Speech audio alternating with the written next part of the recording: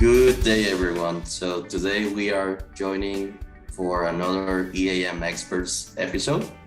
And with us today we have Infor Evangelist, Kevin Price. Kevin, thanks for joining us. Absolutely. Nice shirt. Is that a weekly deal? Yeah, well, no, it's a Visual K shirt. Been working with Visual K for a long time, so I have a little bit of their attire. You probably have like one shirt for every day of the week, right? I have a pretty colorful closet, I have to admit. And of course, with us is also Angel Torres. Thank you for joining us. Thank you, Ernesto. EAM Experts.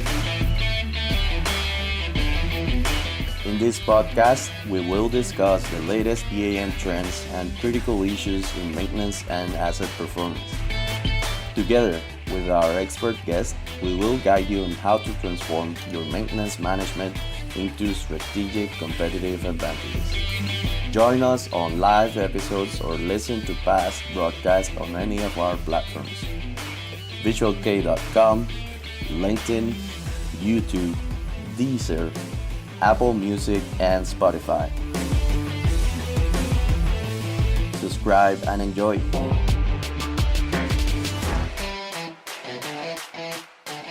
Thank you for being here. So today we're going to have interesting talk based on the news that Infor EAM is moving towards the Hexagon AB family.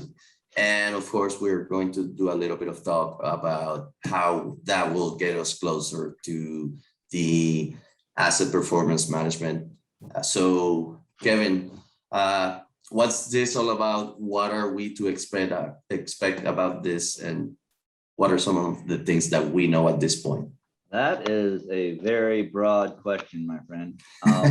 It'll take me a little bit to go through it, so bear with me. We'll be here all day. Yeah, sure. I got time too. So the acquisition that was made, it wasn't an acquisition yet. It's an agreement to acquire. So that's okay. Kind of point one. The agreement to acquire was actually published out on July 6th. July 6th, they put out a note saying that Hexagon AB, who's located in Stockholm, Sweden, had made an agreement to acquire with Koch Industries and Infor for the Infor EAM business. And what that means is they came to an agreement for a dollar amount and for an equity transfer. And it's out there in the public knowledge, of course. You'll see a $800 million cash position, and then the rest of it is actually in equity that is going over from the Hexagon AB business into Koch. And that equity gives an opportunity for Koch Industries to serve on the board for Hexagon. So it's important to note that one, the transition timing, and the other, the type of transaction it was, because the timing on that point means that there's still a lot of audits that we have to go through. Whenever there's an acquisition of this size, of this magnitude, at least in the market space, there's a lot of different audits that we have to go through publicly. So there's antitrust things that go on. And because it's a foreign entity, you have other market audits that have to go through. So right. It's going to still take some months before it gets done. We're hoping, like everyone, and me personally, hoping that it'll be done before the end of this fiscal year, which would be in December. So that's a clean start into the next year. But it just depends on when that gets done. As we sit in the equity position, think about that. That's important because what it means is that it's important for both Infor and Hexagon to succeed because of the equity interest that Koch has in both companies. They outright own Infor 100%, but then they now own a good percentage of the Hexagon stock equity too. So it's in their best interest to see them both. Right. And that's when you look at the press releases that we've done. Not only is there equity position, but there's also statements from Ola, and which is the CEO for Hexagon AB, and then of course Kevin Samuelson, the CEO for Infor, where it's more going to be a partnership. So if you think about how we would interact in the future, you'll have Infor with the ability to have Hexagon as a partner, reselling software, technology, services, that kind of stuff. And then, of course, Hexagon being a partner to Infor reselling their software, technology, and services too. So it's going to be a symbiotic relationship as you start to build through. When you think about some of the reasons of what was sold, it's the Infor EAM portfolio. So it's not an entire, Infor buyout, which can be good and bad.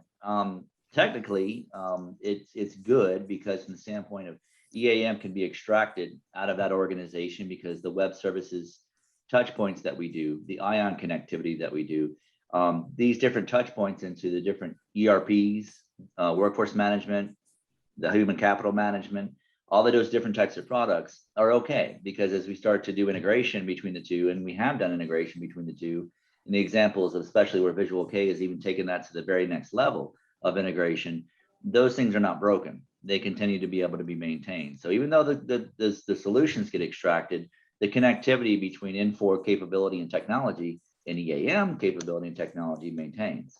So along comes all the EAM portfolio, along comes all of the legacy solutions like MP2, Pacer, and Spear.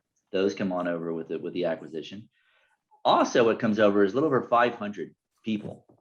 So these are people that are not only involved in the research and development process, they're involved in the product management process, the QA process, the documentation process, the support process, the technical services, functional services, the operating services. So these people that operate our cloud operations, multi-tenant SaaS environment, those folks are going to come over. Security folks are going to come over.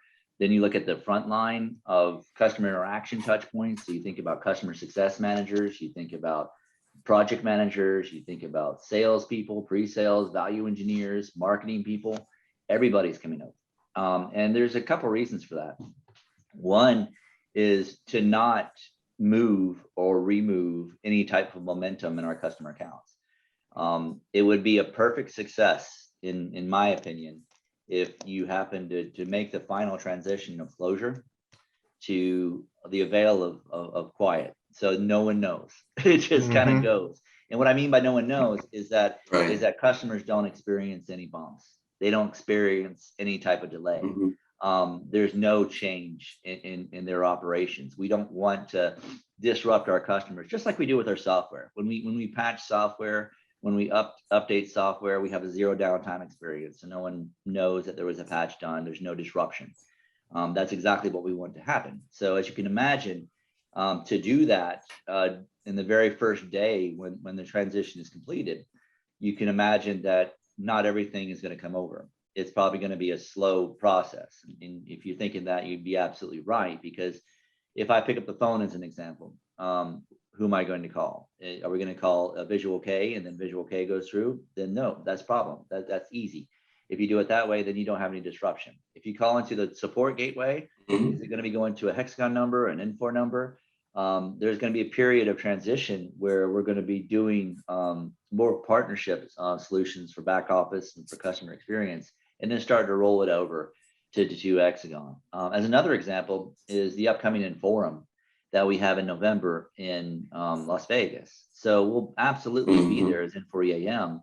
But as you can imagine, 2022 will probably be there, absolutely. But we'll probably be there with a Hexagon shirt, not necessarily an Infor or Infor EAM shirt, but we'll probably be there as a Hexagon shirt.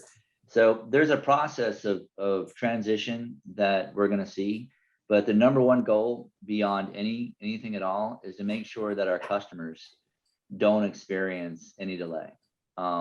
We exceed head above shoulders in a lot of things like the EAM Magic Quadrant from Gartner, like the IDC research customer satisfaction reviews, the Gartner peer reviews, the TEC evaluation centers for our customer satisfaction. We have a lot of happy customers. We just do. And it's because of a lot of things, the capability of the software, the support structures, the partners that we have supporting and implementing, the way in which we do implementations with success upon success. So when we do that, we have a lot of happy customers that are built in. And when you go down a path of customer dissatisfaction, it's difficult to come back. It's difficult to be able to bring that back up. So no one wants to disrupt anything that they're doing during this process. We want to keep it as easy to work with Infor as we can, as easy to work with Infor EAM as we can. And that means everything. Go ahead. Right. What about paperwork? So do they have to sign a new contract when they're transitioning, or is that going to, or do you not know at this point? That's, Well, at I this guess, point, we're still another. ironing out the details to actually acquire the company, let alone what the PO box is that we Right. have to send bills to. So there's a lot of Mhm. steps that'll have to go into it, but the goal is as a partnership, right, of Hexagon to Infor EAM and Infor EAM to Hexagon is to make it flexible. So that if customers want to look at Right. doing a certain approach, then we want to be able to be flexible enough to support that, to not disrupt their business. Just like Yep. if a customer, the first interaction touch point is Visual K, then they want to send paperwork into Visual K, then we'll let them do that. We just want to make it as easy as possible Okay. to continue to use our technology, to be able to continue to use their implementation, and to first and foremost, not disrupt their business, continue to add value to their business and not become a deterrent. Make sense? It does. I mean, so from a customer perspective, the day-to-day interactions that they have either through a Visual K or directly with Infor comes to things like support, right? So if we look at support for a second, under the new structure, there's a good chance, and I'm paraphrasing what you said, just want to clarify it. Sure. There's a good chance that for this first, let's say 6 months, you will be, if you dial up the support number, you will be talking to an Infor person, and then in another 6 months, that will ring up in Sweden, and you're going to be talking to a Hexagon person. But you shouldn't know the difference one from the other, right? Well, the answer is no and yes. No, from the standpoint you'll pick up and get somebody that's Swedish, because we're bringing over all of our support people. Okay. So the whole support organization is coming over. So when you call in, you'll get the same support person now, 6 years from now, assuming that they don't retire and move on. Because Right. we do grow old, whether or not I look like I'm still 12 or not. But the idea is that if you want to be able to continue it that way, you can. If you want to be able to look at a different area, but what you may do, Angel, is you may end up going to a different support portal over time. Okay. That's more like a Hexagon support portal. And that may change in time, but it also is depending on your implementation. If your first line of support is going through a partner portal or going through an Infor portal, we want to be able to support that. We want to be able to make it as seamless as we can. And that's part of the goal of what we're doing in transition. Okay. Another thing that you mentioned was like integrations through IAM, for example. Yeah. So a lot of our customers, they do have EAM, and then they have some kind of an ERP or financial package that EAM talks to. So again, we should expect to keep, for example, IAM around for a while and make sure that those integrations just continue working the same way. That's right. It's keep it around as long as you want. It's going to be your opinion, because it's your ownership. It's your license. You can do whatever you want. And with Infor looking to partner in this process with Hexagon, and Hexagon looking to process with Infor, we want to be able to continue to use technology where technology is appropriate. So if you happen to find ION is the right tool that you want to continue to work with, which it is a great tool, then continue with it, continue to move forward with it. If you look into the future and you look at the Hexagon organization and what they do, there are other technologies that they have, some that overlap, some that don't. ION is a pretty good one to be able to continue to go through. There's not a lot of overlapping technology there. If you think about some of the digital twin capability that they have, that they're very good at, that they're actually a market leader on, or GPS capability that they're a market leader on. These are things that we want to be able to add. So over time, what you'll see is, especially within the short term, a continuation of our roadmap. We're not gonna look to replace anything. We're not gonna look to retire anything. We want to keep as is for quite some time. And over time, we want to add new features and functions and new capabilities from what Hexagon does. So let me stop you for a second. Sure. Let's park the roadmap for a second. Let me just go back to some of the points that you mentioned. So, for example, when it comes to customers that are on the SaaS product, right, on the cloud. So do you expect that to move away from Amazon into something else, or should it also be transparent to our customers? The whole goal is to make it as transparent as possible. We want to be able to make it as seamless as possible. Within Hexagon, they have operations with Amazon, they have operations with Azure, they even have other operations in the other areas of the world. So when we make a transition like that over time, the impact, a goal of everything is to be as minimal as possible.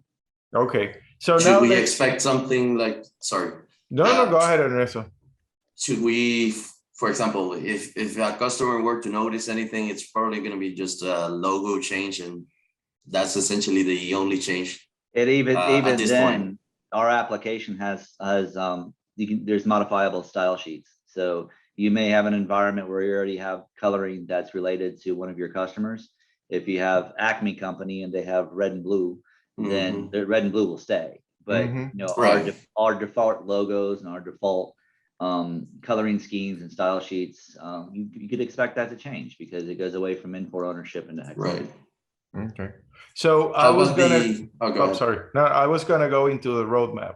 Yeah. So perhaps to put that in the proper context, I think all of our listeners will benefit from understanding like the structure of Hexagon and exactly of all the different lines of business, where exactly is EAM going into? It's a good question. So if you look at Hexagon AB, they're located in Stockholm, Sweden, and they have several divisions. So we're finally gonna find out what's so great about their meatballs.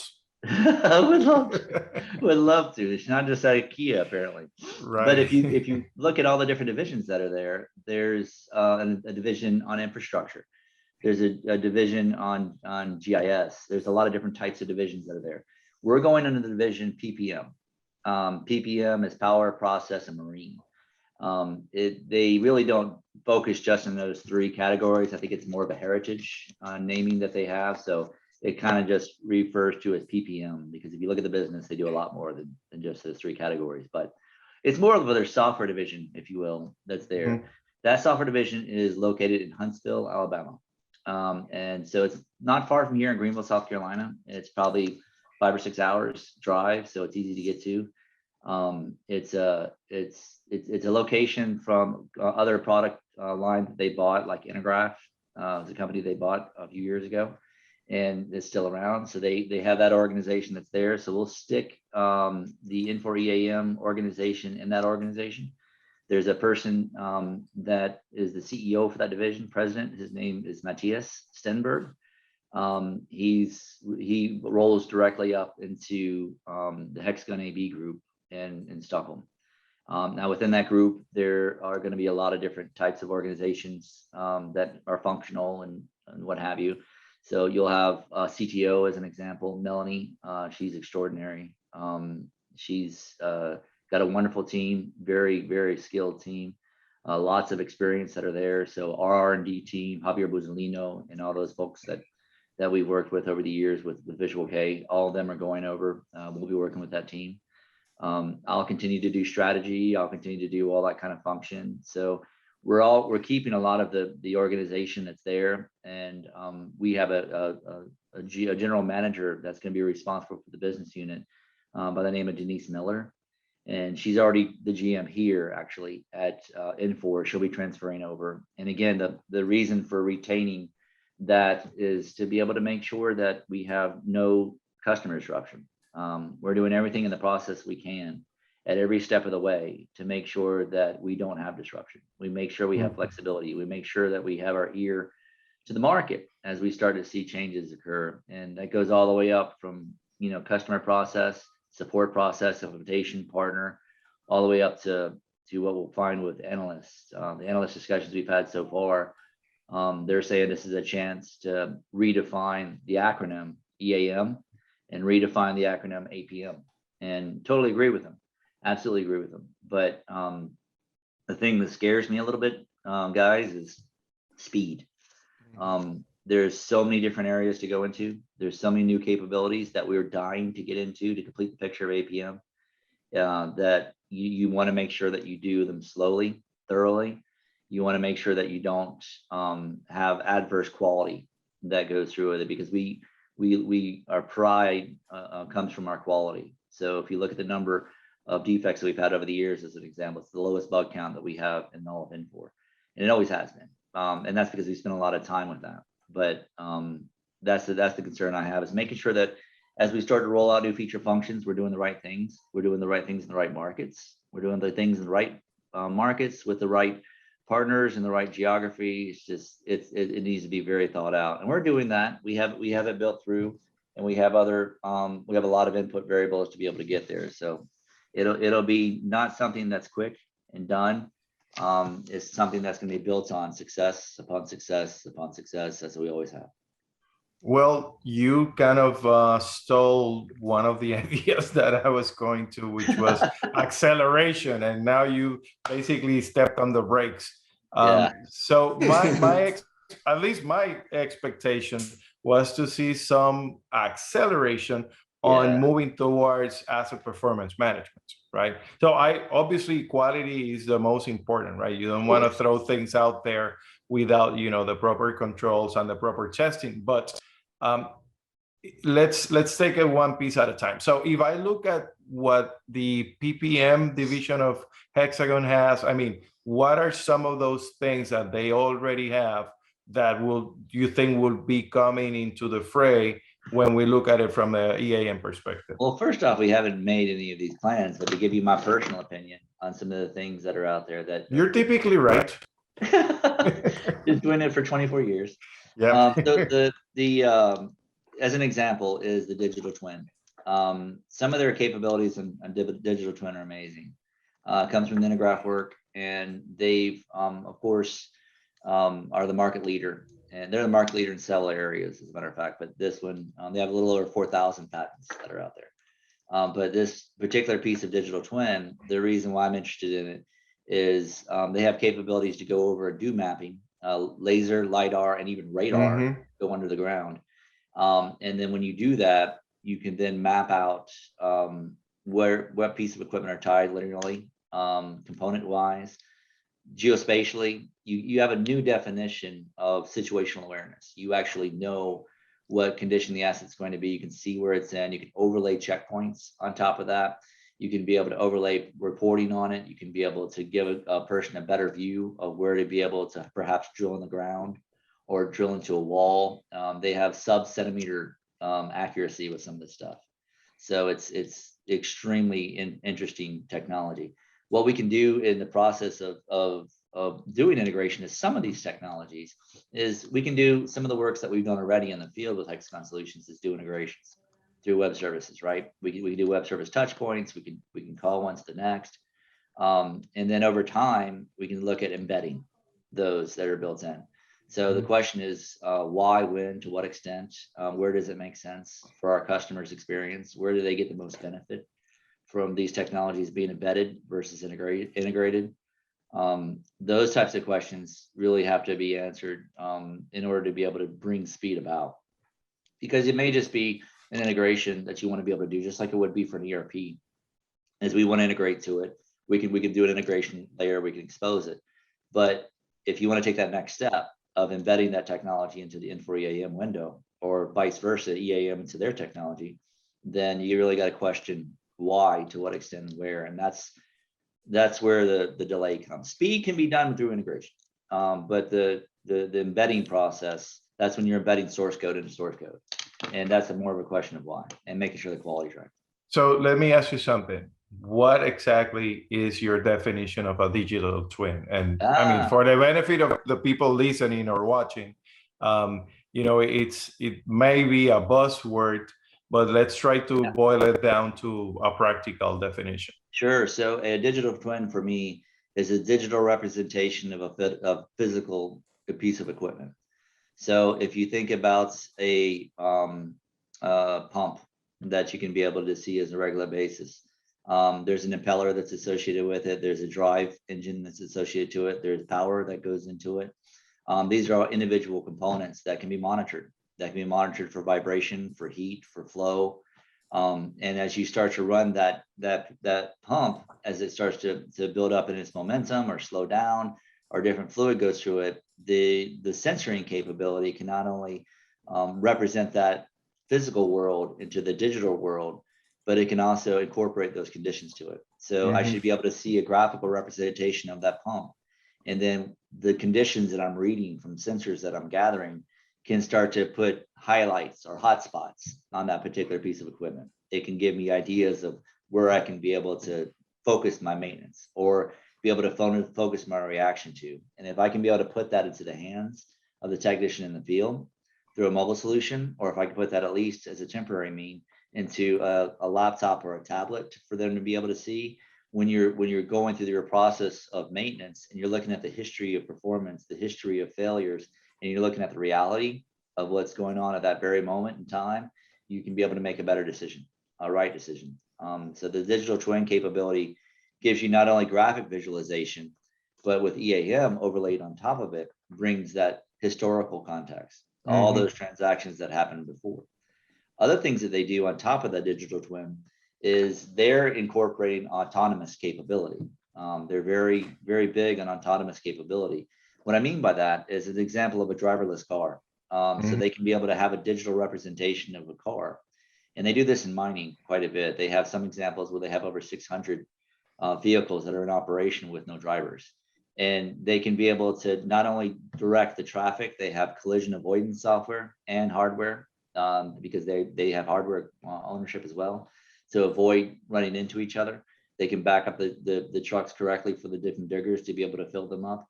They can be able to understand what pressure their tires are at based on where they're going. They can understand fuel levels. They can understand different types of characteristics about the engine that's going on.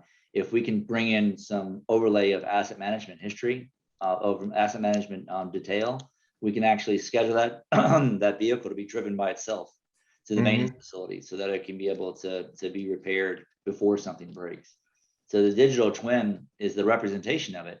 But for us on the EAM world, it gives us a situational awareness visually and from an overlay of data element so that we can be able to do the right thing to that particular piece of equipment at the right time, hopefully before it fails, in the right way with the right person. So it gets us a lot more direct, a lot more specific than we had before. So how would that, for example, we currently use a lot of OpenCAD features right now for graphical visualization, right? So how would that step in, or would it be kind of a complement for that? I view it as a compliment. The reason is because some of the CAD systems they have are CAD authoring. So they create CAD, right? The CAD authoring tools. And OpenCAD is by very definition a viewer. It's a very strong viewer. So you can be able to do viewers on 2Ds, 3Ds, BIM models, which are digital representations, just as you're inferencing. So if you look at what you can do with that tool, it may be easier. Just think about it. If it, we don't really know what that future holds, but it could be an option to have OpenCAD as a front end to some of your tools, from an EAM perspective, because it's already a viewer. It's already an interaction touch point. It's already a view to a lot of other capabilities that are built in too. We already work on it with mobile as an example. It may be a quick way, not quick, expedient. When you say the word quick, you always worry about I don't use quick nor easy anymore. If you were time, money, and whatever. Quality is the other one. Time, money, and quality. Pick two, right? That's right. Any construction person will tell you that. But if you go quick, then anyway. So it's expedient. It's a way to be able to bring about the capability a little bit faster. Maybe the right idea to have OpenCAD as the front end to some of those tools. We'll see as the technology rolls out. But the partner that we've had within CAD service and that team is extraordinary. They're very good. Go Giuseppe. Go Giuseppe is right. That team has been amazing, and the guys that took that up, like yourselves. I mean, my gosh, you've taken it and you run with it, and you've done a lot of good ideas, not only in implementation but in practical possibility. So I mean, this is something that's real, something that we can build through, and it's a perfect example of where we want to take a success and build on success. We don't want to remove that at all. We want to build upon it. Is there any other technology out there in the Hexagon world that you can think of that, we should be looking at or perhaps bringing closer to EAM? I think time will tell as we start to get priorities done on the different technology that's out there. But another example of a technology, and to get back to your other question on asset performance management, is some of their project management, their portfolio management. So in the asset performance management world, we can go out and do the situational awareness, the risk management, the criticality definition, all the things that you guys do very well. And then what does that result in? Well, it results in an asset investment plan, a capital asset plan. It results perhaps in a capital refurbishment exercise. So there's a lot of projects to do. There's a lot of refurbishments to do, but we have no real strong project management capability. We have projects, but it's really just identifying materials and labor and small things like that. It's not really scheduling a portfolio output. So when you think about what they have around enterprise project performance, that would be a wonderful completion in my mind, at least, of where you would want to complete the picture for APM. We're adding on modeling capabilities. We've added the work order schedule optimization, and that optimization engine, we're building it out more generically so it can do optimized scenarios to be able to produce optimized asset investment plans so that the modeling capability or what if scenarios can be fed into that modeler, and that modeler can spit out. So we've been doing a lot of that. But what we, as an example to that end, in my world, would love to see that modeler spit out a portfolio of projects that should be considered based on the model that you want to run. So as an example, you could say, okay, I have a fleet of this type of equipment is in my transmission distribution fleet or power generation fleet, that type of thing. And there's a scale 1 to 7 that I have, 7 being brand new, 1 being ready to die. And I want to be able to take that as those average. I want to target on the 3.5s, and I want to move them up to a 4.0. And to do that, I want to run modeling scenarios. Once I get that scenario set, when I get it where I want it to be, then I want to kick out a project to have it done. So it's that evolution that completes the picture of what we do in APM. And really, that also is one of the values here is it redefines what enterprise asset management is. It redefines what asset performance management is, because the asset performance management vendors can't do the EAM stuff. And the EAM vendors can't do the APM stuff. We can.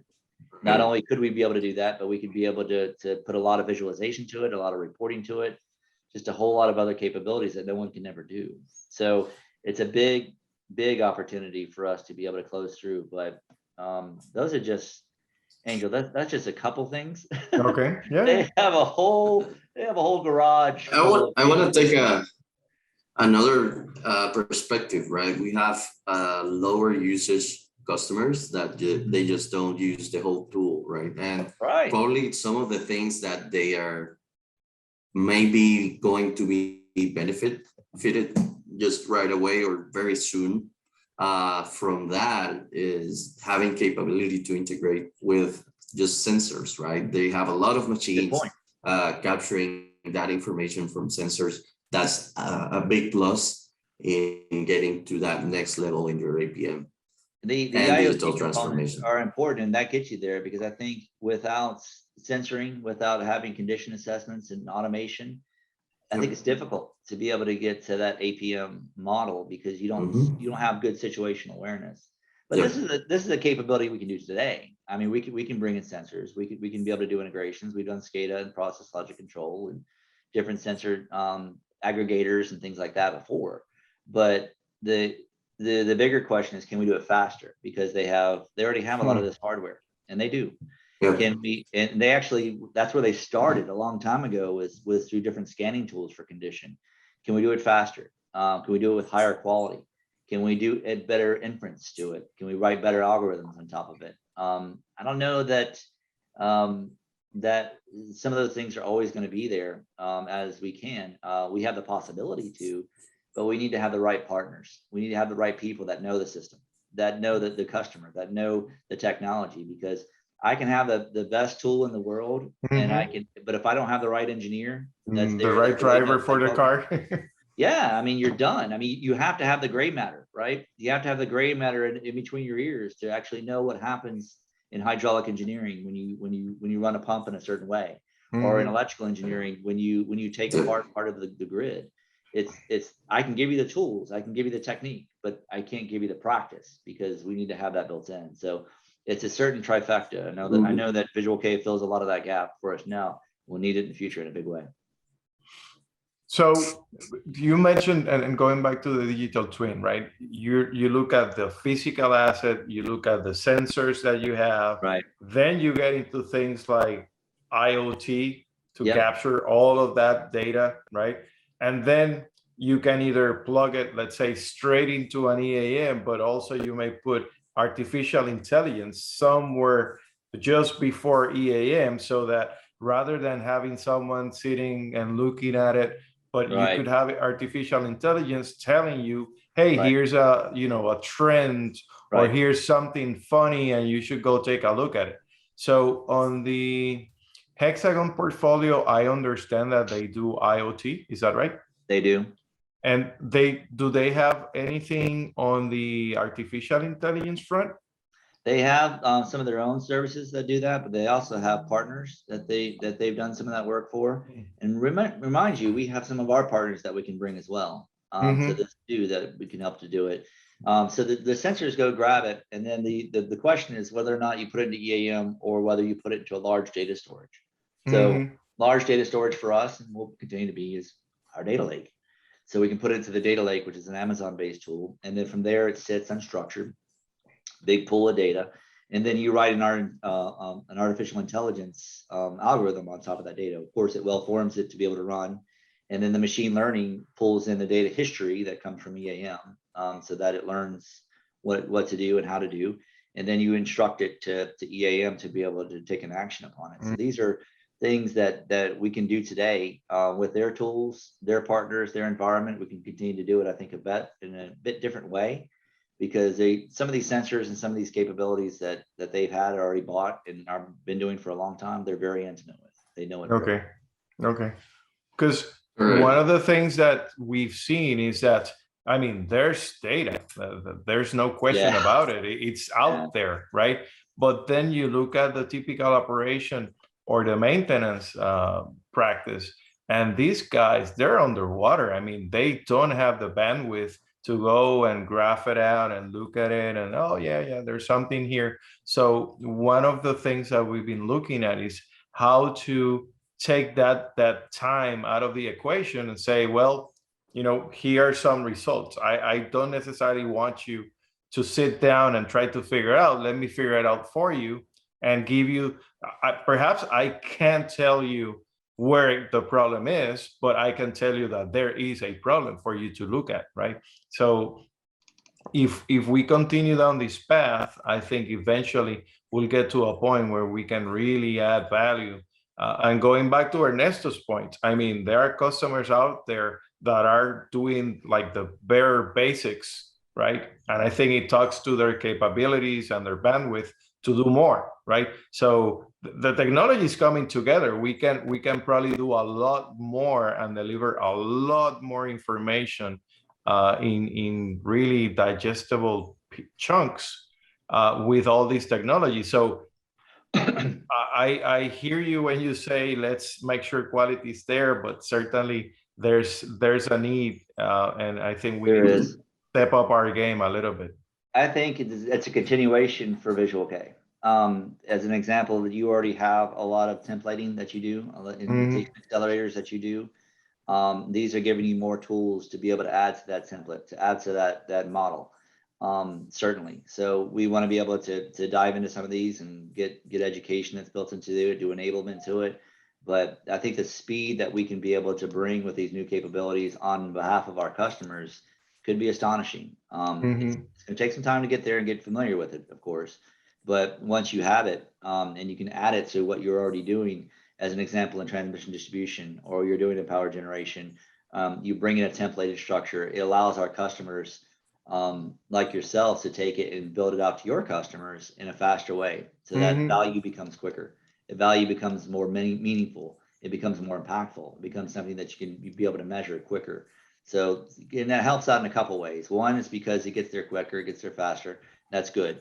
The bigger thing, though, is in some examples, they just don't have the resources to apply to it. When they don't have the resources, this helps them to get faster. So ideal world, in my mind, 3 years from now, 2 years from now, we could have a whole list of different algorithms that we want to be able to put for different pieces of equipment that we could choose from, and then use that to apply into that particular circumstance. Here's the type of equipment, here's the type of environment, here's the application of that tool, that hardware, that function, and be able to quickly move into really heavy value. And that's what I mean by the definition of a change. It'll definitely change the way AAM works. It'll change the way the connected asset works. It'll change the way asset performance management is managed. It changes the way risk works, criticality works. It's a big potential, and that's why I think it's such a critical purchase and such a large purchase. Because when we were acquired by Infor in 2006, it was around 200 million. Now it's 2.7 billion. I mean, that's a pretty big increase, right? And if you listen to the investor presentation by Ola or to other ones, it's critical to everything that they do. So this is not just we're going to put it in this division of PPM at some point. And they're going to have it with PPM. But if you look at the PPM capabilities, it also works with all the other organizations at the same time. So it'll grow in a big way. It's a large acquisition for them, and it's a strategic acquisition for them. So it's a big opportunity. So I understand the branding, but 2 years from now, is it gonna still be called EAM, or is it gonna be EAPM? It has to stick to 3 letters, right? Just the 3 letters. I don't know, man. I mean, that's a good question. Actually, we've had that from analysts. So if it's have this potential, is it going to be AAM anymore? And it will. And I don't see why we would lose any of that brand equity. It's just when people say EAM, they think of us, and that's good. We don't want to lose that. Again, we want to add capability, not lose it. And I think when you change a brand in a way like that, it can be very negative. It can be confusing, and you have to go back and re-express what that means. Yeah, actually, we have some customers that still talk to D7I. Yeah, well, that's still around for a long time. It's okay. I take pride in that too. Yeah, I know. There was when we were at DataStream 7i for the longest time, it was 7.10, and we were being acquired, and we were excited because we're like, the next version in the queue was 7.11. I can't call it 7.11. It's got to be another version. I can't do this. They're like, we're going to go to 8. Well, we're already at 8. Okay, good. You're already at 8? Yes, we're already at 8. Okay, well, 8 point what? 8.2. We'll go with 8.2. All right, cool. All right, guys. So we're going to have to call it.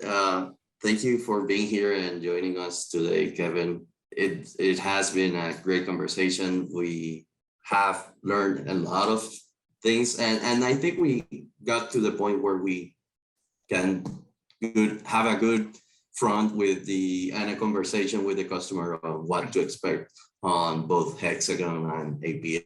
Well, this is the beginning. So thank you for being here. We can do it again. We can do another call easy. No problem. I'm ready for that. And I'm sure always here to help. Thank you for that. And also, we're glad to be part of this initiative. So we're ready for those new tools to come in and have a first look at them and be able to play with them and see what comes out of it. So we are very excited for that transition. From our side, you can listen to this episode as a on-demand episode on Spotify, Apple Music, YouTube, and Visual K's website. You can also join us on any live sessions that we have. We will be sending those through our LinkedIn channel. So be ready and be out on the lookout for those. And thank you both, Angel and Kevin, for joining us today. That's all for today. Thank Have you. a good one. Hey guys.